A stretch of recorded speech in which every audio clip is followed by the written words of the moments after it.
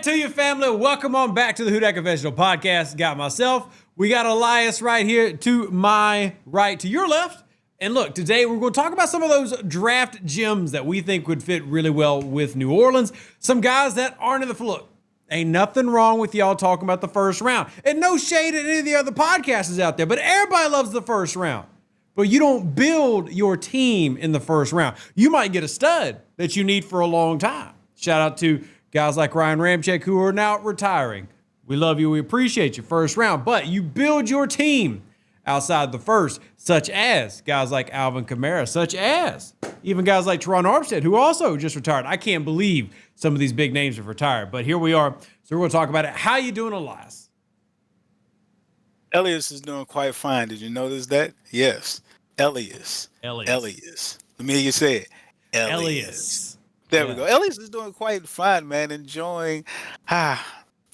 enjoying the day. Actually enjoying discussing these young prospects that we have that are outside of the first round. Listen, if the objective is to be like smart at the water cooler, right? You talking to your homeboys, you're talking football. Everybody know the first round talents, but when you can start hitting them with like some deeper end talents that get drafted, and they be like, damn, you kind of knew what he was talking about. Yes, you knew what you were talking about because you also listened to people that knew what they were talking about, right? So, exactly. Yeah. And look, y'all got to get with it because put your listening ears on today because we want to give you a D3 prospect to talk about the water cooler. Guaranteed. Ain't nobody at your water cooler talking about D3. None of them. Nope. But you will today. So welcome on in. Look, the draft, you and I were just talking about this. I can't believe that every year is sooner and sooner. The draft's already right here. We were just talking, man, we got like 4 episodes of content. We don't have the time to do that. So let's start with one that you and I both watched and come to find out we both like, even though we didn't communicate this. Kyle McCord. Yep, we're starting off the show with a quarterback. And it's not one of the big names. Now, to be very clear, this is not me saying that the Saints shouldn't take Shedeur or shouldn't take Jackson Dart. But again, we talk about mid-rounds build teams. And we talk about Kellen Moore, who I really like as a coach coming in. If you look at what he did with Dallas, if you look at what he did with the Chargers, he builds around what he has. And he, even though he's natively a West Coast guy, there's a lot of concepts that he'll talk about bringing in, like Eric Coryell with Garrett stuff and his West Coast thing with McCarthy. I love that. And that can apply to a lot of guys, including Spencer Rattler in the building. But I like Kyle McCord, and you do as well. Yeah. I watched the quarterback thing with him and Gruden. I thought from a standpoint of, I think as a coach, you need to have a quarterback that is not only an extension of you, extension of the organization, extension of the play caller to some degree. And when I look at Kyle McCord, when I watched that, I found myself smiling a lot when listening to him talk and engage with him, as much as I found myself smiling and being engaged when I would listen to Kellen Moore, which is interesting. So to me, from a personality standpoint, he fits. But then I listened to him talk about some concepts that he liked to run, and his prime concept was the all goes. Loves it. Shows him plays where he made some great plays. Also showed where he had a couple of mistakes. But when I look at the way this team is being built, you've still got Kamara, but you've also now added almost like the 3-layer speed threat. Now that you've added Brandon Cooks to go along with Shaheed, to go along with Olave, you can really stretch the field if you so please. But Means is also a 4-4 receiver. So you can stretch Juwan Johnson attacking the seams is also Juwan Johnson attacking seams. So when I look at the way that this team is being built and I see his concepts, and I'm kind of making a connection that if there's a quarterback, if I'm going to do interviews, if I'm looking at the system, I'm looking at what he can do, I'm going to interviews and I'm talking and I'm looking at somebody that maybe he could fall in love with during the process. If I'm Kellen Moore, maybe I'm falling in love with this young man. One thing, I love that you mentioned the Gruden QB class. One thing in that he talks about that I thought stood out was his statistic that he brought to McCord was that 70% of all goes in the NFL lead to a check down. And if you're a Saints fan, that immediately for you should be like, oh, well, great, because that's Alvin Kamara. And yes, it's crazy to think that Alvin Kamara is getting long in the tooth as a player, but at the same time, we saw last year, Alvin Kamara still has it. He can still be that player. You saw him run quite effectively, especially early in the year before all the injuries took hold on the entire team. One play that comes to mind is look at that long touchdown against Dallas in week 2. Right, that was vintage Alvin Kamara. And while you might not want Alvin Kamara to get, 300 touches, you do worry about him getting older. How long can he continue to produce? Well, I don't think we worry about that until he no longer is able to do it. Let's go with the assumption that he can still operate those. And we know that with Drew Brees and Sean Payton, they love the all-go special. That's what they ran it as. And heck, we could put a couple of those plays on the screen if you want to. Many of Drew's record-breaking throws were running that all-go 4 verts concept. And again, one thing I love about Moore is, number one, he does utilize a lot of these concepts. Again, he has a lot of mixed bag in his tricks, and he runs a lot of 11 personnel. So he wants to get guys spread out and moving. He loves the motion, and obviously he's got a history with the RPO game and everything, but specifically for this, and McCord was talking about how well he fits. One thing about McCord is he's aggressive but willing to take that check down. And to be clear, this isn't trying to say, hey, I think he's a first rounder, but if we talk about matching players with a coach, kind of like what you're saying, I feel like he matches quite well with Kellen Moore. Doesn't mean he's ready to start this year and be the guy, but we don't think that the Saints, realistically, I don't think many of our listeners think the Saints this year are going to win 13 games and go to a Super Bowl, which means a lot of the things that you're doing are growing and developing your talent. I'd like to have him in that room. You want to know what's the one negative I have on Kyle McCord? Tell me. It's the one thing that Kellen Moore is stressing about his offense. They want to be able to stress a defense. Tempo, tempo, tempo, tempo. Yeah. Kyle McCord does not come off as a person who is tempo oriented. He's a little sluggish in a lot of the things that he does. And for me, that's the single thing that keeps me from loving him in the system. Whereas when I look at Will Howard's QB class, I got the tempo from him. I got someone who has a sense of urgency. I think as Drew or Sean would say it, it's a sense of urgency about him. And that's the one thing that I got from Will Howard, who is also another late round prospect, a little bit more athletic than Kyle McCord, right? But maybe, and he's also very much a winner as well. Won the championship, I think, the year prior, then went back and won. They've got this theme going on where they do enjoy seeing players that have proven that they can win. That's what led them to Kellen Moore as a head coach. He's won at every spot that he's been at, and so has Will Howard. We'll just throw some numbers out there. I think it was 2023, Kellen Moore's offense ranked 6th best in the NFL when running no huddle and running pace. And like you said, that's not something that McCord has shown a lot of, whether you're talking about his Syracuse tape or his Ohio State tape. And I am curious how many people, if you're watching right now, how concerned are you about him transferring programs? Some people care, some people don't. I'm just a tape guy. I really just give a rat's butt about what I see on the field. I really don't care about the situations that make one guy go to one spot or another. But it is funny that you mentioned Howard because Ohio State, right? So, it's either way, everything goes back to Ohio State. There's a pipeline there.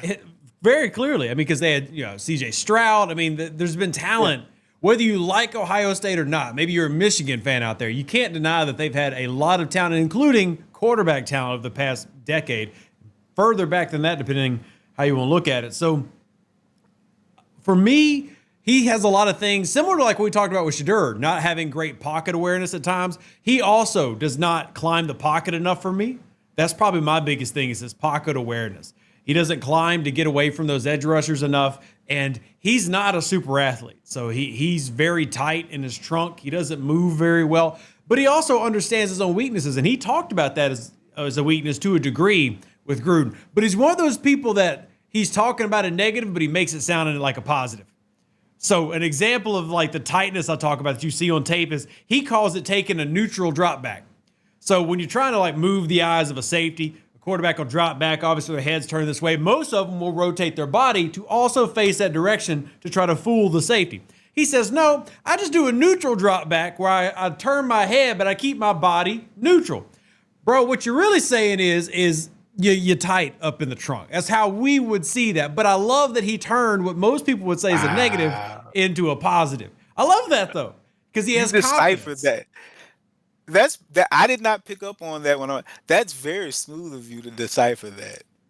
I'm just saying, So like, he's when, adapt. Well, so in other words, he's adapted what is a negative for him. yeah, He under because he's tight. He's found ways to overcome that, and one of the ways to overcome that for him is to keep his body aligned in that way. He's not looking where the DB thinks. Because I thought that was pretty smart quarterbacking. I That's think the it, opposite yeah. of what I got from Will Howard. Right? I love certain things about Will Howard, but quarterbacking, I think just playing the quarterback game, Kyle McCord, I think, is a much better quarterback than Will Howard, but I think Howard is a better prospect. But McCord is like, yeah, I mean, he's doing the same thing, right? Because if you, again, y'all can go watch if you want to get a little bit more on McCord. He talks about he turns his entire head, but he's still watching yeah, his peripheral because he's right. They're going to see the face mask. That's where you're looking. yep, But I'll yep, also, if y'all have watched this channel, what do we talk about? If you are a safety, you're not just watching the quarterback's head. More importantly, you're watching the shoulders. So your neutral drop back now for me as an NFL safety is not as effective as when you actually dedicate. Ed Reed used to talk about that. As soon as you see the shoulder dip, bail. As soon as you see it. So I'm curious how that adjusts at the next level if he finds that not interesting, being as effective. And again, this is just me saying interesting, what I see. Kyle McCord might be interesting. a very effective player, but he's a little bit tight in his movements. And I'd like to see how that develops as things go, because he is only 22 years old. He's not like some quarterbacks in this class who are 35, but well, 26, but still. I Wow. mean, look, bro, we got I Papaw in this listen, draft but did you class. have to did like Brandon Whedon have to catch a stray? Yeah, I know, right? It's funny because Kyle McCord says Mark Sanchez was his idol growing up. Apparently, Sanchez is also in this draft. So it's crazy how things work out. But Wow. no, I do like quite a bit about him, how he processes the field. Just like Rattler, he's willing to be aggressive. That's what you want to see from a quarterback. I don't like pensive quarterbacks, right? There's nothing like a quarterback who isn't confident in himself. You can be bad as long as you're confident. Please believe in yourself. I need that more than anything. Some guys just don't have it. A great example, I wouldn't necessarily say he didn't believe in himself, but did not play with the confidence every play. Jay Cutler is one of the most talented quarterbacks I've ever seen in my life. But if you watched him play and you look at his stats, he doesn't really move the needle for you because he's the guy that was out there smoking half a cigarette and he was just there. He wouldn't look at himself as the big man on campus. He just didn't.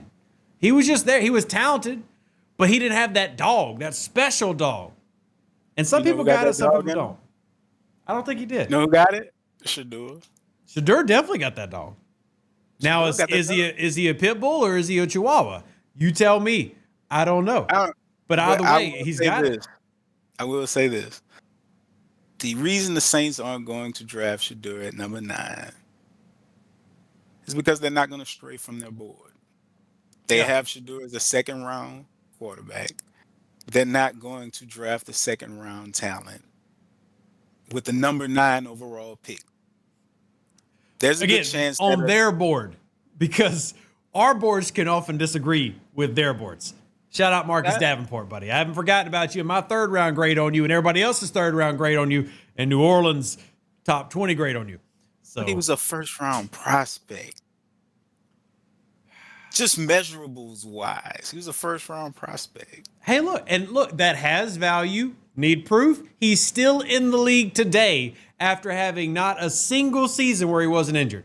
Because he hits like 80th percentile in a lot of things that Everything. physically, like, you need to be successful. So there Yeah, was a reason they took a guy absolutely. that had first round talent but third round production and took him where they did because he had first round talent. I don't hate it for that pick. You know what I hate? You know what I hate for that pick? What? I hate that the reason we wanted Marcus Davenport was because the very last play of the season prior was the Minnesota Miracle, where it looked like the primary issue was the fact that we did not get a left pass rush. And you know what? I think that left a sour taste in Sean Payton's mouth. And they said, you know what? We need somebody who can change the game in those situations, and it pigeonholed them into wanting a pass rusher. When the reality of it was Dennis Allen is not Greg Williams. He's never been that aggressive. Yeah. And so he's more likely to run three-man coverages that aren't aggressive, that are not three-man coverages, three-man rushes that aren't aggressive, where he drops 8 or more people, where you're not going to get pressure with just 3 men unless the man is Lawrence Taylor. So it was a misguided correction when the reality of it was that Dennis Allen called a poor coverage for the situation, where there was a linebacker dropping into space guarding nothing. Could have been another player, instead forcing the safety to have to come over the top and make a play from a very shitty angle, when it could have just been 3 players over the top. Anyway, Gross enough Minnesota Miracle. Yeah, horrible time in our lives. Yeah. But let's switch real quick. Appreciate y'all being here, by the way. Y'all are awesome. Division 3. Guys like Ali Marpet, Quinn Mernez? How do you pronounce that man's name? Whatever. Recently, we've seen more and more D3 guys getting recognized. In fact, New Orleans fans are no stranger to D2 and D3 guys coming out. Sometimes UDFAs, but heck, the most famous Saints wide receiver, not most famous, the most loved Saints wide receiver of all time is Marcus Colston. Is he the best? In my opinion, no. He is the most loved receiver ever. I don't think anybody could say there's a receiver we've had that is loved more than Colston. Small school guy. Well, my small school love affair, and shocker for those who follow this channel, yep, it's a lineman, Thomas Perry.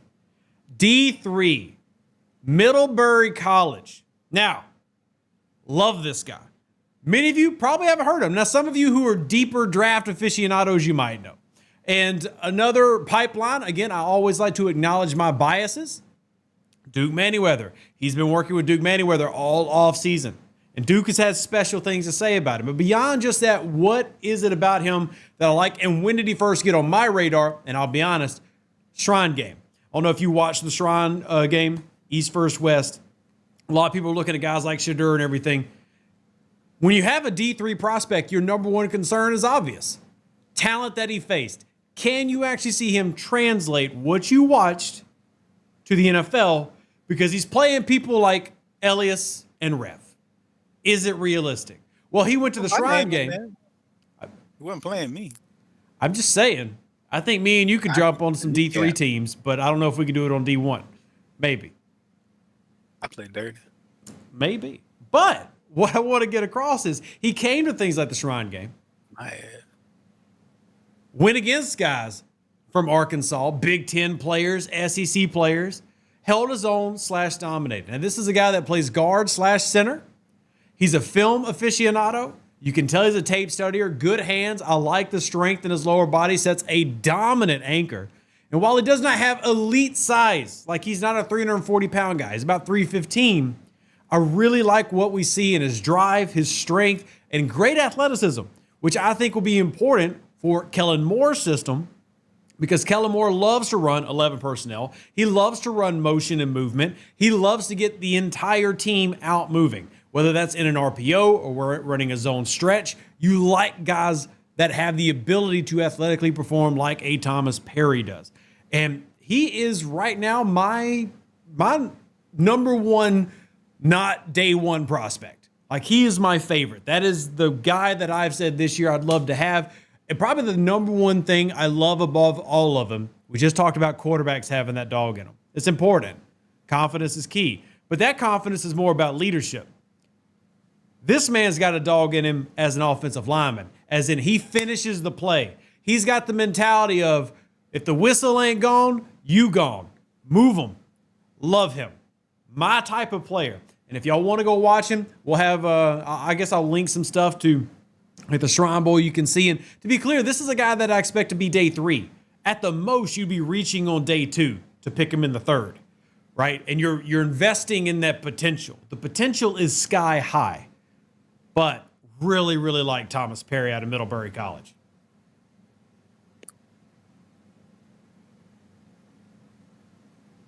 Is he smart? 3.9 GPA. Okay. Is he physical? Painfully so.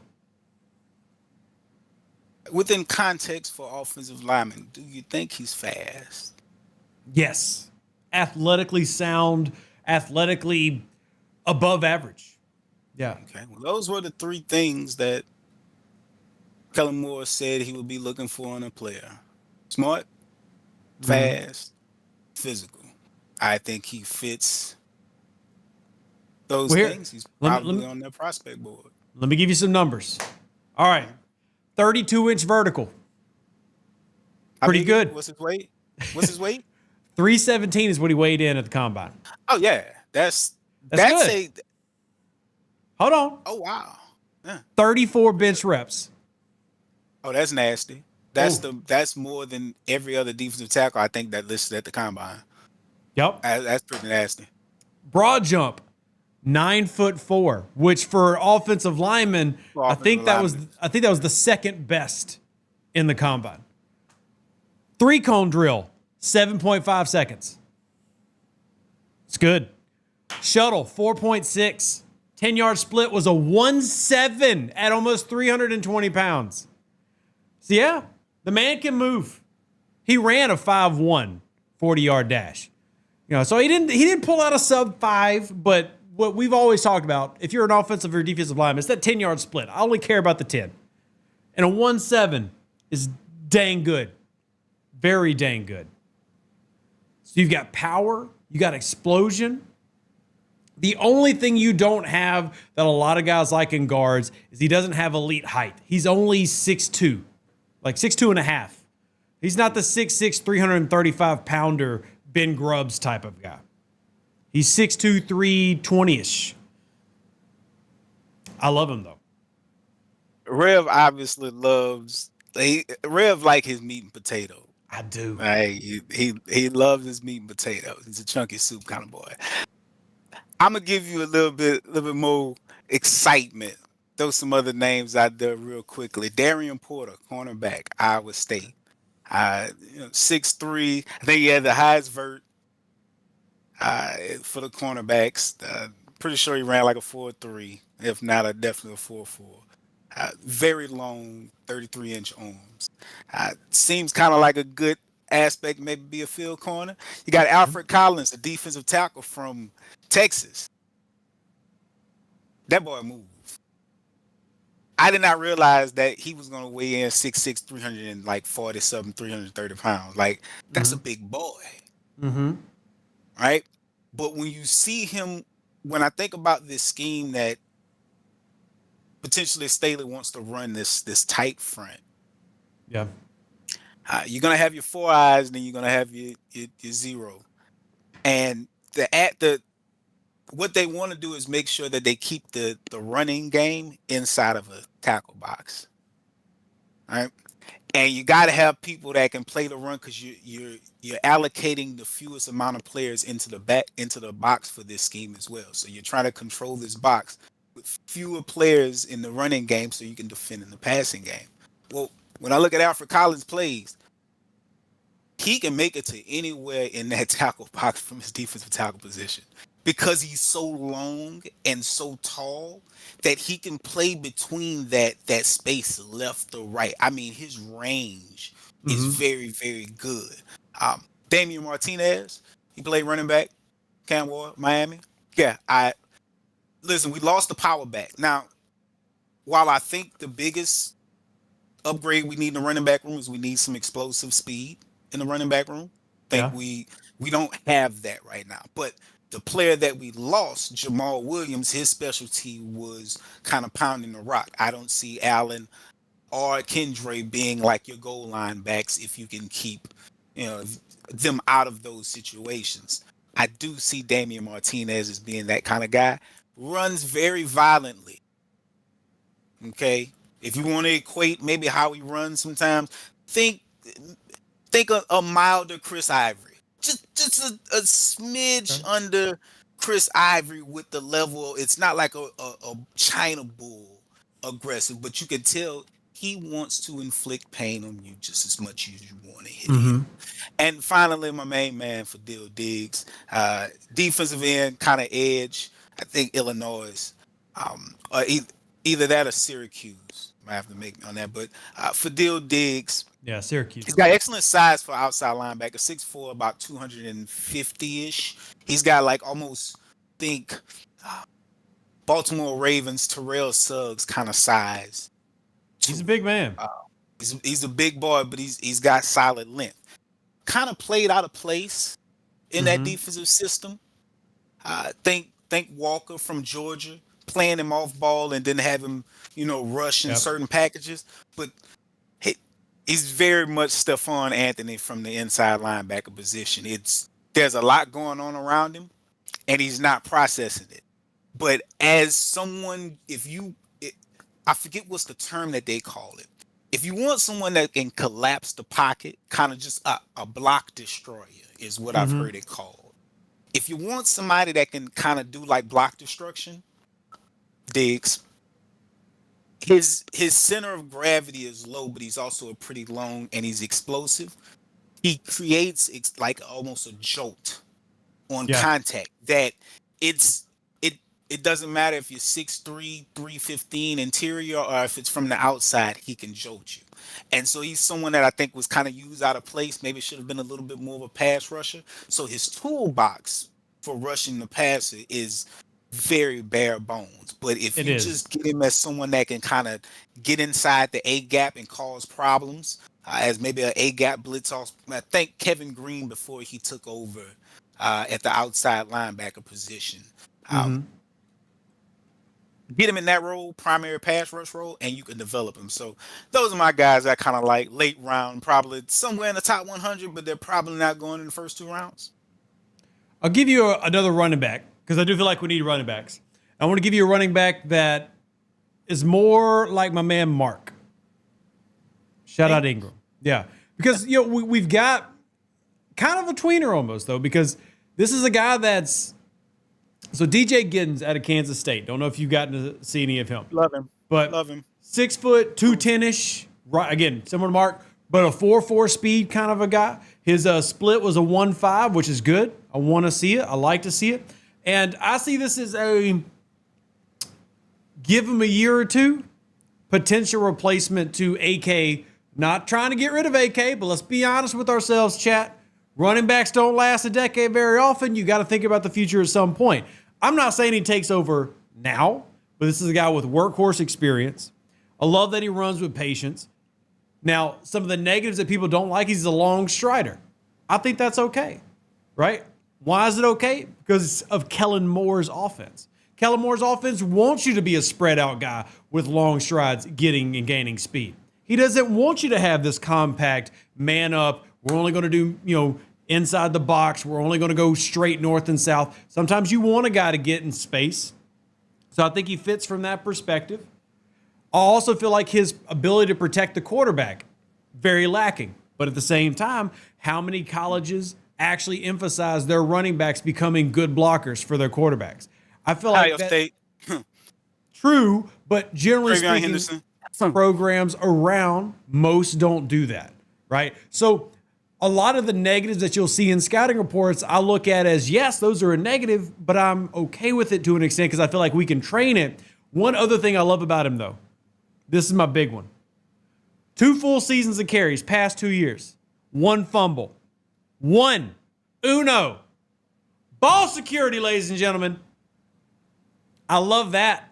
That's a number we should all rally behind right there. If you get 430, 400 something touches and you fumbled 1 time as a running back and you were productive and you got speed and you got size and more importantly, you were healthy, that's a man I'll take in the 3rd, 4th round. Absolutely. I feel like everybody got smarter in the last 25 minutes. Football smart. DJ Giddens is a very... Listen, believe it or not, this draft has so many running backs in it. So many good ones. So many good running backs in it. And they're all in like between the 3rd and 4th round. You can get them. This draft might be one of the deeper drafts you and I've ever talked about, but it just doesn't really have blue chip talent. Like, it doesn't have those elite superstars at the top. No offense to the Hunters and stuff who truly are great, right? But like if we're just speaking realistically, this is actually why I want the Saints to trade back and get another third rounder and another second rounder. Because there are just so many guys that we've brought up that I think would immediately be a huge talent infusion to this team. And nobody that you and I have named yet is a second round or first round pick. But I still think all of them will be quality additions to this team with actual potential starter like DJ Giddens. I think he could become an NFL starter. I concur. Round 3, round 4, round 5 that's why I'm so excited about this episode, because that's where teams are made, or in our case, remade. Because as much as I love the Saints and I love some of the names on that board, some old names, man. DeMario Davis, Cameron Jordan, Alvin Kamara, you love them, but saying. Listen, that's actually why I'm interested in Jalen Walker. If the Panthers let him slip by, for me, it's either Jalen Walker or it is the tight end. His name. You talking about Warren? Tyler Warren. Yeah. Tyler Warren. It is. Oh, you know how I'm about tight ends and running backs in the first round. Hey, I don't like it. That's why I'm hoping that Jalen Walker is there. But if I just look at him as a prospect, he's physical. Mm-hmm. The different things that he did within that offense are very Taysom Hill-like, and we discuss how much they say how smart people say Taysom is. So he's physical, he's smart. He's a tri-sport athlete, okay, and he's fast. You see it on tape. It's more of a build-up, and I can't say it's a build-up because he's got some juice, some explosiveness in his legs. Yeah, but he's not slow. He strikes me as a prospect that Kellen Moore would be interested. Jalen Walker also seems like a prospect. Just when you hear the off the field things, like when I look at him on the field, I don't think there's a better defender in the draft. Just when I watch this, how he spies the quarterback, when they put him in situations to spy the quarterback, the ground that he covers within like his first 2 or 3 steps. It's ridiculous. It's insane when you watch it, considering he's doing things that like Zach Bond can do, but 15 pounds heavier. That's why I like that you mentioned Alfred Collins, because if this is going to be a team getting into those traditional 3-4 sets, even potentially asking a guy to 2-gap, Alfred Collins could be that dude. Alfred Collins is a problem.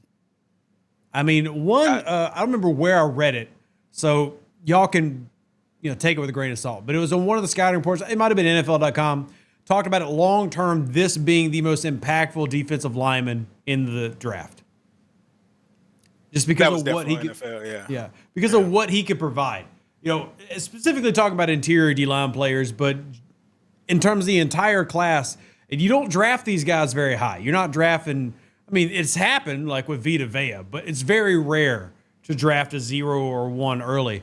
But that's a good one, man. And again, that's rebuilding. As much as I love Saint Binky,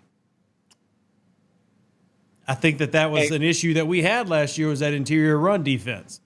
So I think they're addressing. I think again the scheme addresses it. The style of the style that the scheme is with the 0 and then 2-4 eyes, I think is the right way to go about addressing it. And then also bringing in Godshaw, I think is a way to address it.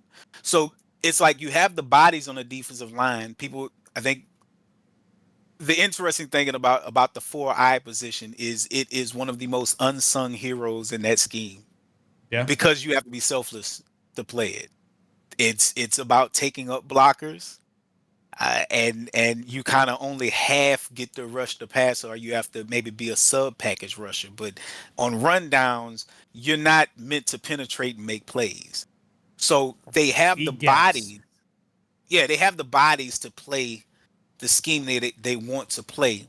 And so they're attacking it via scheme, and then you can attack it via the draft, but you don't have to allocate heavy resources to it because of the scheme. So you don't have to draft, you don't have to put like a first round guy there. Now, if he's a dominant player, you can fit him there. Absolutely. You take the best player available and you figure out how to make it work. But you don't have to like reach for it, which is why the Saints aren't going to reach for Shador. Well, hope y'all have enjoyed it. And if y'all are watching on YouTube, drop your studs and your favorite day 2, day 3 guys down in the comment section. Maybe we'll get a chance to do a quick episode before the draft. We haven't decided if we're doing anything for the draft. We'll figure that out too. But I'm glad we're back. Listen, we gonna get back to the drama next week. Y'all know I wanted to talk about Carr, right? He does. He wants to talk about Carr so bad. Y'all know I wanted to give y'all a timeline. If y'all been on Saints Report, he wants to talk about Carr so bad. I wanted to give you a timeline of where this nonsense happened and why it's going on. That's going to be the Ellias edition.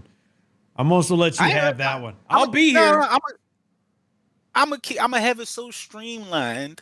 I'm here for it. I'm gonna have my notes up. I'm gonna have my whiteboard up. Oh, I can't wait to see that. Yeah, I'm gonna have my whiteboard up. We gonna take it to the whiteboard, and I'm gonna show you exactly how we got here, and then what's gonna happen. Hubcaps won't even be spinning.